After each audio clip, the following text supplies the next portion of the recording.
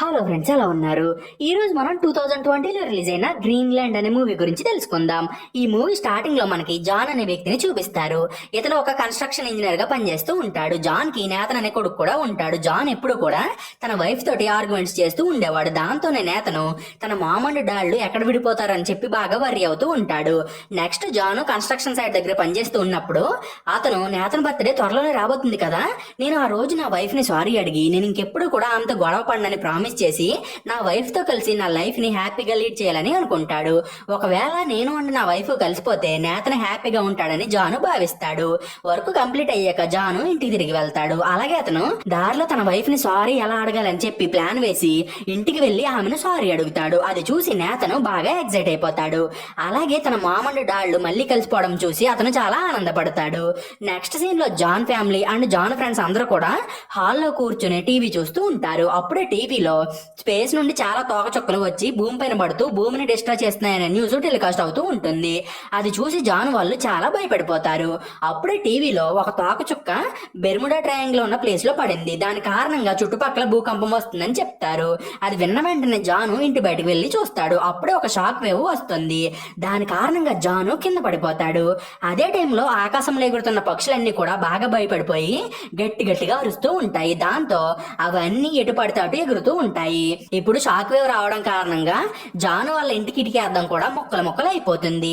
Next Janu ఇంట్లోకి వస్తాడు. అప్పుడు అక్కడ ఉన్న వాళ్ళందరూ కూడా ఒక తోకచుక్క కింద పడితేనే ఇంత విధ్వంసం జరిగింది, అదే ఇంకో తోకచుక్క కనుక మన దగ్గరలో పడితే మన అందరం కూడా చనిపోయే ప్రమాదం ఉందని చెప్పి బాగా భయపడిపోతారు. అప్పుడే వీళ్ళు మనం ఒకరికొకరు సాయం చేసుకుని మనల్ని మనమే కాపాడుకోవాలని అనుకుంటారు. అదే టైంలో జాన్ మొబైల్ కి ఒక మెసేజ్ అనేది వస్తుంది. అదే మెసేజ్ జాన్ వాళ్ళ టీవీ స్క్రీన్ మీద కూడా అపియర్ అవుతుంది. ఆ మెసేజ్ ని ఇంట్లో ఉన్న వాళ్ళందరూ కూడా చూస్తారు. ఆ మెసేజ్ లో జాన్ మీ ఫ్యామిలీ ఎమర్జెన్సీ షెల్టర్ కోసం సెలెక్ట్ అయ్యిందని ఉంటుంది. అది చూసి అక్కడ ఉన్న వాళ్ళందరూ అసలు ఇదే న్యాయం, ఎందుకని మీ ఫ్యామిలీని మాత్రమే ఎమర్జెన్సీ షెల్టరింగ్ కోసం సెలెక్ట్ చేశారు, మరి మా సంగతి ఏంటి, మేము మనుషులం కాదా అని జాన్ ని తిట్టుకుంటూ అతని ఇంట్లో నుండి వెళ్ళిపోతారు. వాళ్ళు వెళ్ళగానే జాన్ అండ్ అతని ఫ్యామిలీ తమ లగేజ్ ని సర్దుకుంటూ ఉంటారు.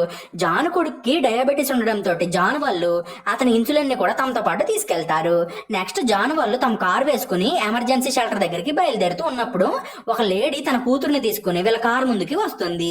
ఆమె జాన్ వాళ్ళ నైబరే. ఆమె జాన్ వాళ్ళ దగ్గరికి వెళ్ళగానే దయచేసి మీరు నా కూతుర్ని మీతో పాటు తీసుకెళ్ళండి అని వాళ్ళని రిక్వెస్ట్ చేస్తుంది.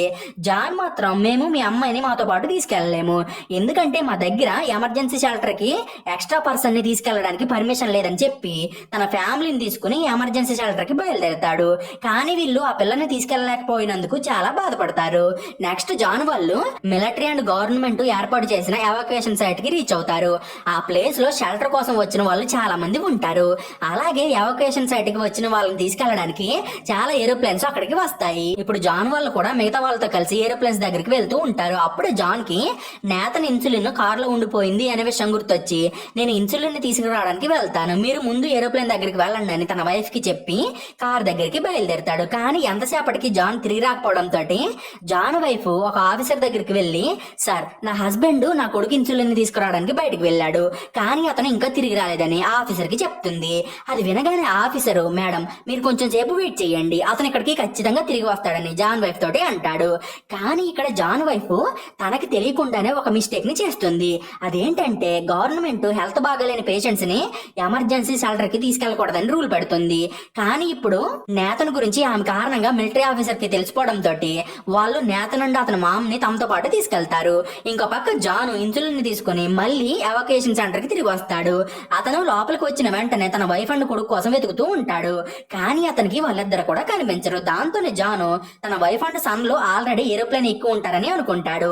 నెక్స్ట్ జాన్ కూడా ఏరోప్లేన్ ఎక్కి తన వైఫ్ అండ్ సన్ కోసం వెతుకుతూ ఉంటాడు. కానీ అతనికి ఏరోప్లేన్ లో కూడా వాళ్ళు కనిపించరు. దాంతోనే అతను వాళ్ళిద్దరు వేరే ప్లేన్ లో ఎక్కువ ఉంటారని అనుకుని ఎమర్జెన్సీ షెల్టర్ కి వెళ్ళాక వాళ్ళని మీట్ అవుదామని అనుకుంటాడు.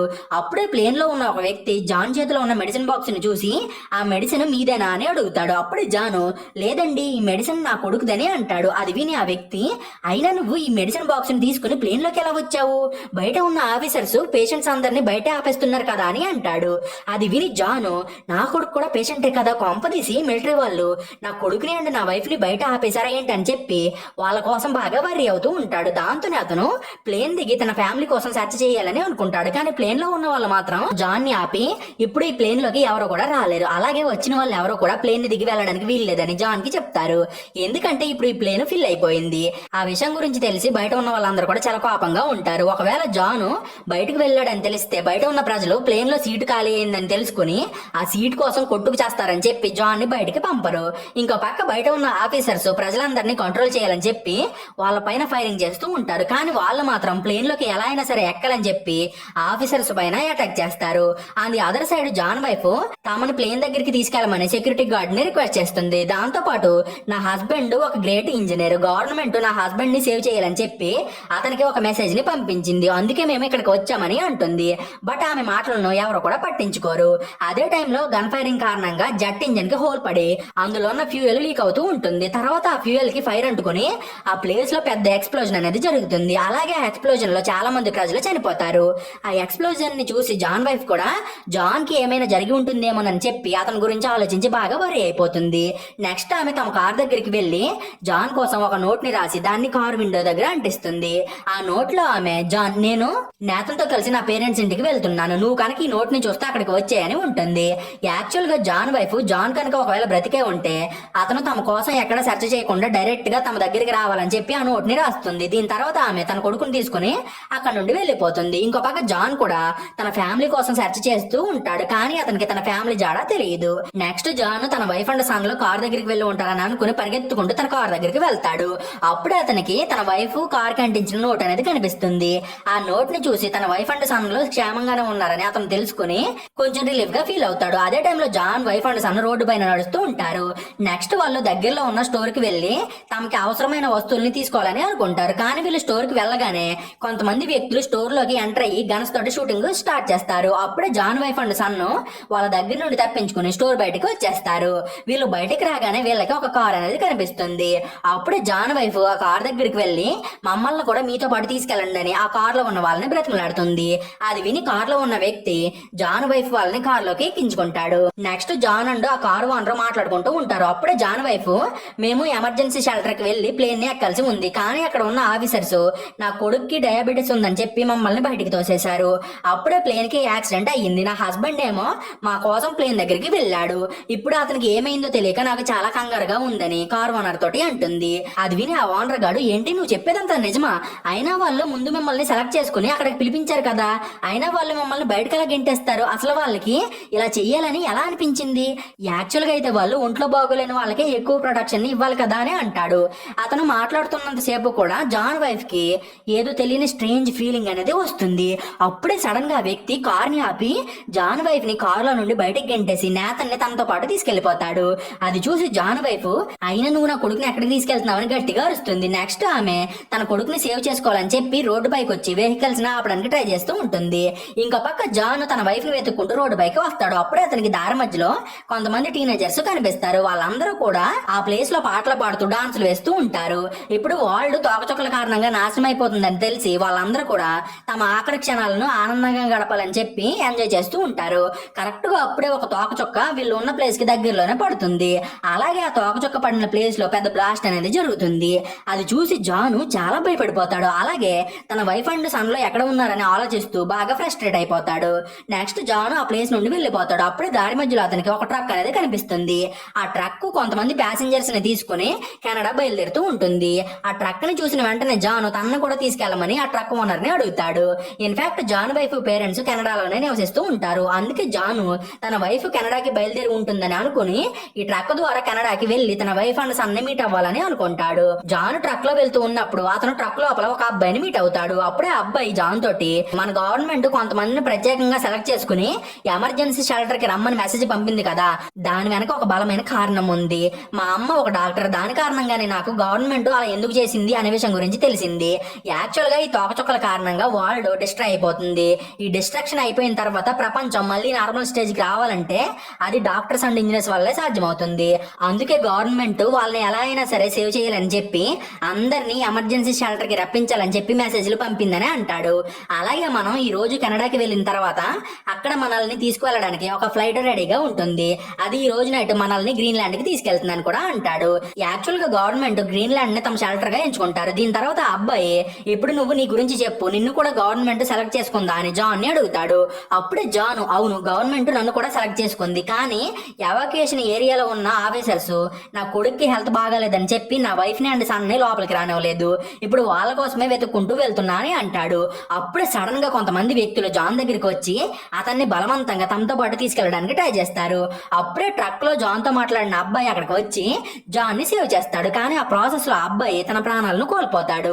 ఇంకో పక్క నేతన్ని కిడ్నాప్ చేసి జాన్ వైఫ్ ని కార్ లో నుండి కింద పడేసిన వ్యక్తి తన వైఫ్ తో కలిసి కార్ లో వెళ్తూ ఉంటాడు. అప్పుడే అతను మనం గవర్నమెంట్ ద్వారా ఎమర్జెన్సీ షెల్టర్ కోసం ఎంచుకోబడలేదు, కానీ నేను ఎత్తుకొచ్చిన పిల్లాడి చేతికి ఒక రిస్ట్ బ్యాండ్ ఉంది, అది కేవలం ఎమర్జెన్సీ షెల్టర్ కోసం ఎన్నుకోబడిన వాళ్ళకి మాత్రమే ఉంటుంది. ఇప్పుడు మనం ఈ పిల్లాడి సహాయంతో ఎమర్జెన్సీ షెల్టర్ కి వెళ్ళొచ్చని చెప్తాడు. నెక్స్ట్ ఈ వ్యక్తి తన వైఫ్ తో కలిసి ఎవాక్యుయేషన్ ప్లేస్ కి వెళ్తాడు. అక్కడ ఈ వ్యక్తి నేతన్ని ఎత్తుకుని లోపలికి వెళ్ళడానికి ట్రై చేస్తాడు. అప్పుడే ఒక ఆఫీసర్ వీళ్ళని ఆపుతాడు. అది చూసి నేతన్ని కిడ్నాప్ చేసిన వ్యక్తి నేతన్ రిస్ట్ బ్యాండ్ ని ఆఫీసర్ కి చూపించి, సార్ ఈ పిల్లాడు మా కొడుకు, మేము కంగారులో మా రిస్ట్ బ్యాండ్ ని ఎక్కడో పడేసుకున్నాం, దయచేసి మీరు మమ్మల్ని లోపలికి వెళ్ళనివ్వండి అని ఆఫీసర్ ని బ్రతిమలాడతాడు. అప్పుడే జాన్ కొడుకు ఏడుస్తూ, ఆఫీసర్ అంకుల్ వీళ్ళు నా పేరెంట్స్ కాదు, వీళ్ళు నన్ను కిడ్నాప్ చేసి ఇక్కడికి తీసుకొచ్చారు, దయచేసి మీరు నన్ను సేవ్ చేయండి అని ఆఫీసర్ ని అడుగుతాడు. అప్పుడే ఆఫీసర్ కి సిచ్యువేషన్ అర్థమయ్యి నేతన్ని ఆ కపుల్ దగ్గర నుండి సేవ్ చేసి తర్వాత మెడికల్ క్యాంప్ కి తీసుకెళ్తాడు. ఇంకో పక్క జాన్ వైఫ్ తన కొడుకు గురించి బాగా వర్రీ అవుతూ ఉంటుంది. అప్పుడే ఆమెకు ఒక వ్యక్తి లిఫ్ట్ ఇస్తాడు. నెక్స్ట్ ఆమె ఎవాక్యుయేషన్ సైట్ కి చేరుకుని తన కొడుకు గురించి అక్కడ ఉన్న వాళ్ళందరినీ కూడా అడుగుతుంది.